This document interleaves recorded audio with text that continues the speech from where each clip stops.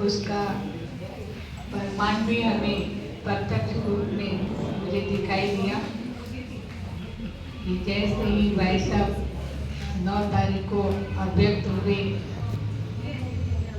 तो मुझे ऐसे किसी ने कहा कि आपको वहाँ जाना है, लेकिन मैं कहीं सेवा में गई हुई थी तो मुझे कोई स्मृति नहीं था कि मुझे जाना है।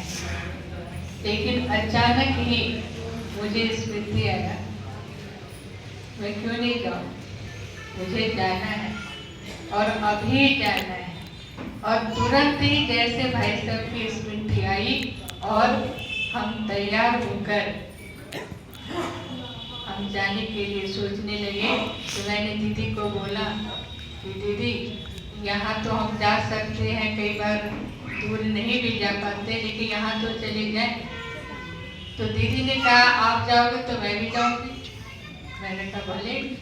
और तुरंत ही हम तैयार होकर, और ऐसे समय पर ऐसा लग रहा था कि भाई साहब ने विशेष हमें सब कुछ तैयार करके दिए और हम तुरंत ही उसी दिन पहुंचे और भाई साहब को विशेष अपना श्रद्धा सुमन अर्पित किए और विशेष भाई साहब से दृष्टि लेकर, वरदान लेकर, क्योंकि हमें उनकी तो पिता की पालना हमें मिलती रही।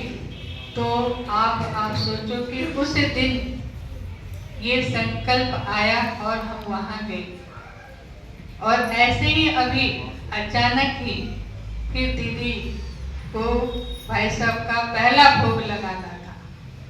तो दीदी ने कहा, पता नहीं दीदी कैसे मुरली सुनी और अचानक ही संकल्प आया कि मुझे भाई साहब का, और तुरंत ही दीदी ने तैयारी की।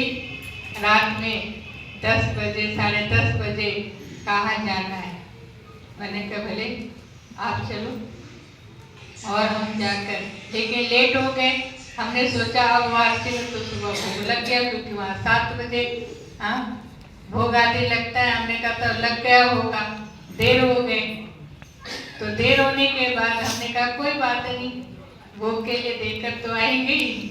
फिर जैसे ही वहाँ हमें पता लगा कि भोग तो अभी नहीं, अभी तो टाइम लगेगा, और 8:30 बजे भाई साहब का भोग लगा। तो इतनी खुशी हुई हमें कि भाई साहब हमारे अंदर की शुभ संकल्पों को कैसे जानकर, और वो सारी हमारे शुभ एक तरह से इच्छाएं या शुभ भावनाएं, क्योंकि बच्चों का पिता के प्रति जो प्यार होता है वो इच्छा कोई गलत नहीं होता है।